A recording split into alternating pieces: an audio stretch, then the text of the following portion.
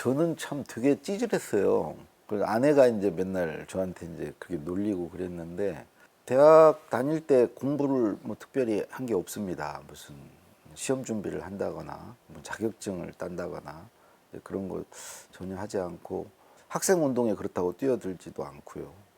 일찌감치 이제 1학년 때 군대를 갔다 와서, 그것도 전경을 갔다 와서 늘 이제 어찌 보면 회색 인간 같이 산 것 같습니다. 나이는 이제 먹었고 군대 또 갔다 왔고, 거기 운동을 하기는 그렇고, 또 전력이 또 전경 출신의 그렇지만 또 거기를 맴돌았죠. 늘 그 시위가 있고 그러면은 그 옆에서 서성이면서 이제 일종의 뭐 구경꾼 비슷하게 이렇게 살다가 대우증권이라는 회사에 입사를 했는데, 꿈이 뭐였냐면요, 사장 비서가 되는 거였습니다. 저는 운명이 그랬던 것 같습니다. 왜 비서가 되고 싶었냐? 사실은 이제 초등학교 2학년 때 어머님 돌아가시고 늘 누군가의 보호를 받고 내가 안전지대에 이렇게 있는 이제 그런 걸 바라는 거죠. 엄마가 없으니까. 근데 이제 그렇게 나를 이렇게 보호해 줄 사람은 힘센 사람이 아무래도 이렇게 품이 넓고, 그러니까 나를 안아줄 수 있고, 그러니까 내가 이제 기생하기 아주 좋은 숙주를 찾는 거죠. 그리고 이제 사장을 모시면 사장만 잘 모시면 되잖아요. 부서에서 이렇게 일을 하면 이 사람 저 사람 다 비유 맞추고 막 눈치 봐야 되고 그런데, 사장실은 그냥 사장 하나만 모시고, 또 그 사장이 힘이 세. 그래서 내가 또 그 호가호위를 좀 하면서 그 빛을 내가 이제 후광 효과로 이렇게, 그래서 그거 하고 싶다고 했는데 결국은 이제 못했고요. 그냥 건너뛰어서 회장 비서가 된 거예요. 뭐 정말 뭐 간절하면 통하는 건지, 아니면 내 성향 자체가 누군가의 그림자로 이렇게 위성으로 사는 그런 성향이 저는 되게 좀 강했던 것 같아요. 그래서 정말 그림자같이 투명인간처럼 그 모시는 분의 빙이 돼서, 그 사람이 돼서, 그 사람을 위해서, 그러니까 그 사람과 저의 어떤 경계가 없고 내가 그 사람 안으로 들어가서 그 사람이 잘 되는 게 내가 잘 되는 거고, 약간 그런 성향이거든요. 그래서 이제 김우중 회장을 모시게 됐고, 그러다 대우가 이제 갑자기 망해버리니까, 그때가 이미 직장 생활 이제 만 10년 이상 했을 때거든요. 나름대로 이제 김우중 회장을 모시면은 대우에서는 좀 탄탄대로를 갈 수 있는 이제 그게 확보가 된 건데, 그렇게 믿었던 이제 회사가 아예 무너져 버렸고, 이제 그러던 차에 청와대에서 이제 연락이 왔습니다.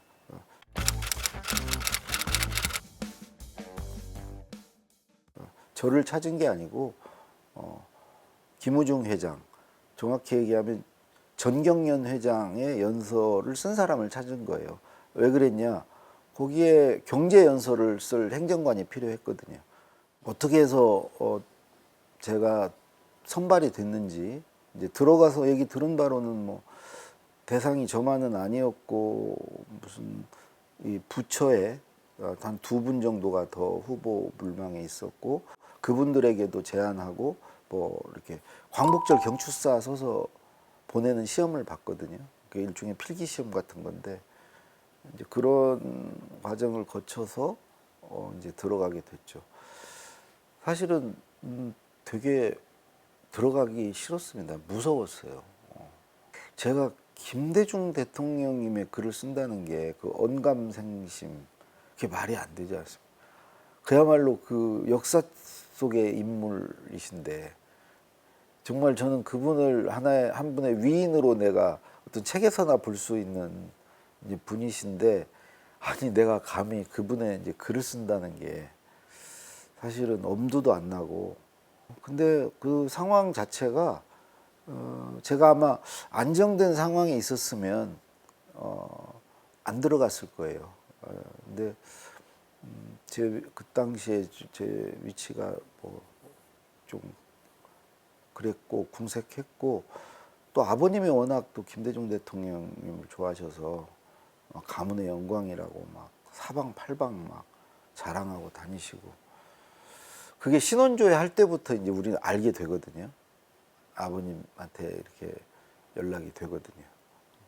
그 경찰하고 뭐 국정원 이런 데서 이제 신원조회를 아주 빡시게 합니다. 그때 아마도 아버님한테 그랬나 봐요. 뭐 자식이 좋은 일이 있으려나 보다고, 뭐 그러니까 뭐냐 하니까 뭐 이런저런 이제 언지를 줬던 것 같아요. 그래서 아버님이 그렇게 기뻐하시는데 뭐 일단 한번 들어가 보자 하는 생각으로 이제 들어가게 됐습니다.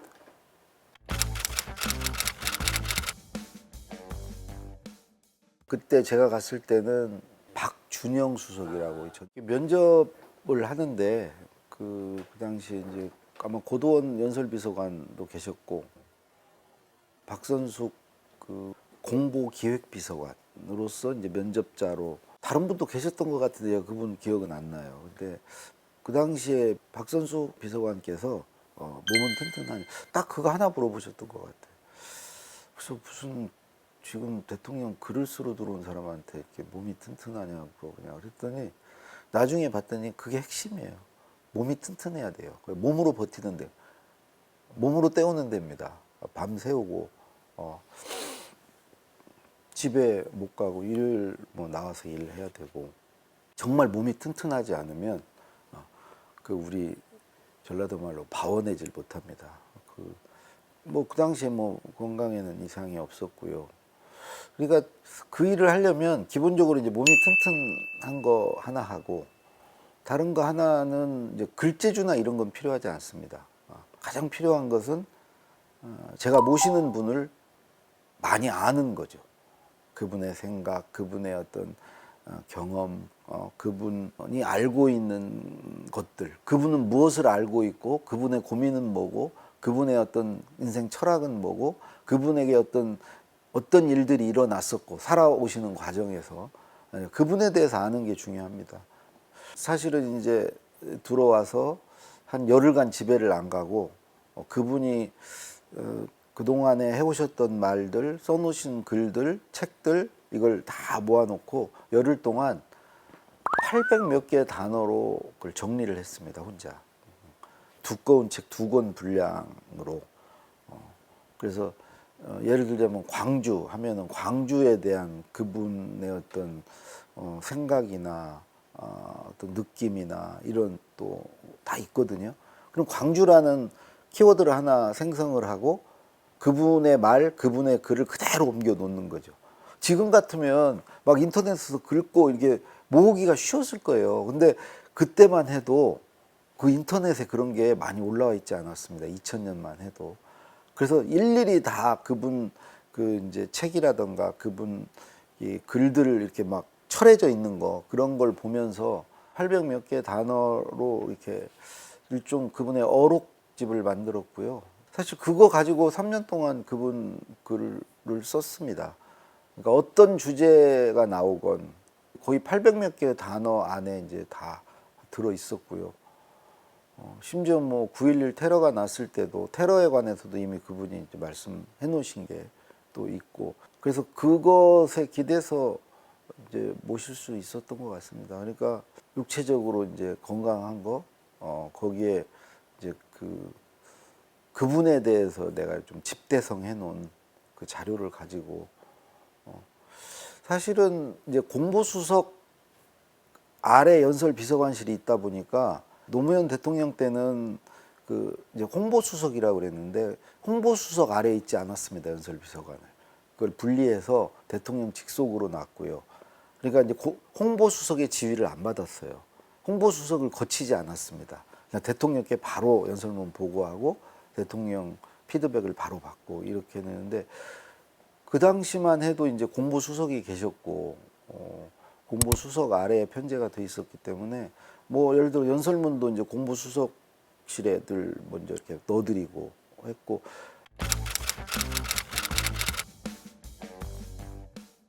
저는 이제 막내였거든요.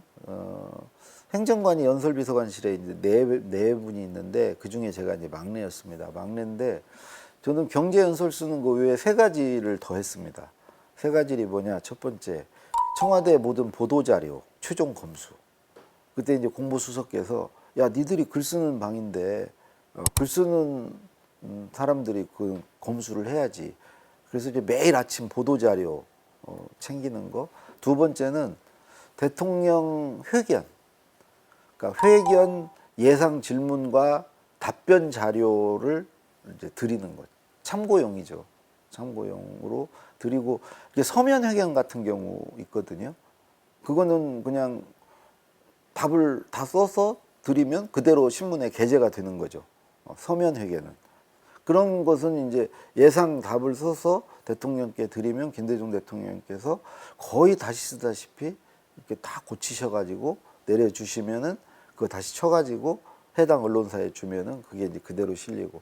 그러니까 회견 준비하고 회견 답변 자료 쓰는 게 제 두 번째 임무였고요. 하나 더 있었는데 세 번째는 대통령께서 신문을 보시다가 아 요건 좀 문제인데 요거에 반론문 써서 보내세요. 이거의 문제를 지적해서 해당 언론사에 반론문 보내세요. 그러면 그것도 이제 저가 초안 쓰는, 물론 이제 연설 비서관께서 다 이제 고치고 다 하셨지만 어쨌든 제 업무 분장이 저한테 이렇게 돼 있었습니다. 근데 그게 정말 어려웠습니다. 반론 쓰는. 조선일보라든가 문화일보라든가 거기서 아주 막 작심하고 어떤 의도를 가지고 막 그 쓴 다 논객들 아닙니까? 그 양반들. 천하의 논객들, 그 김대중 주필 같은 분들, 막 이런 분들 글에 제가 이제 반론을 하는 게 그게 만만치가 않잖아요. 그걸 또 그냥 내보내는 게 아닙니다. 대통령께서 다 보십니다. 다 감수하십니다. 그러니까 저는 이제 당장 우리 고도원 연설비서관을 통과해야 되고 상대할 게 또 상대방이 있지 않습니까? 그 사람들이 받아보고 또 이걸 평가할 거 아니에요. 또 우리 대통령이 계시고 결국은 이제 대통령 욕먹이면 안 되지 않습니까? 그러니까 되게 그 반론문 쓰기가 되게 힘들었고요. 그러니까 이제 경제연설 쓰는 거 플러스 보도자료, 회견 준비, 또 반론문 쓰기. 그래서 그거를 같이 했습니다. 그게 좀 막내기도 했지만은 제가 하게 된 것은 저는 거기 들어오기 전까지 기업에서 홍보 파트에만 있었거든요. 그러니까 너는 어디 홍보실 출신 아니냐, 뭐 보도자료 쓰고 그런 거 늘 해왔지 않냐. 그래서 이제 그 일을 했습니다. 하면서 많이 배웠던 것 같아요. 확실히 일은 할 때는 힘들지만 지나고 나면 배우는 게 많고요. 일을 많이 할수록 많이 배우는 것 같습니다. 우리 김대중 대통령은 정말 그런 선생님이 없습니다. 어떤 선생님이 그런 성의를 가지고 자기 시간을 그렇게 내서 정말 최선을 다해서 그렇게 가르치겠습니까? 그러니까 진짜 독선생을 저는 두고 그런 기회가 그 누구도 갖기 어렵죠. 그야말로 천삭 지도를 해주는 거 아닙니까? 근데 그 지도라는 게 무슨 글을 더 매끈하게 뭐 글을 바로잡고 이런 게 아니고 그 내용을 주시잖아요. 그 내용. 거기에 이제 그분의 생각, 그분의 철학 뭐 이런 게 담기잖아요. 이제 그런 걸 배우는 거죠. 글쓰기 플러스 더 큰 것은 아 이렇게 살아야 되는구나. 우리가 이런 판단, 이런 선택을 해야 되는구나. 그런 걸 이제 하나하나씩 이제 배우는 거죠.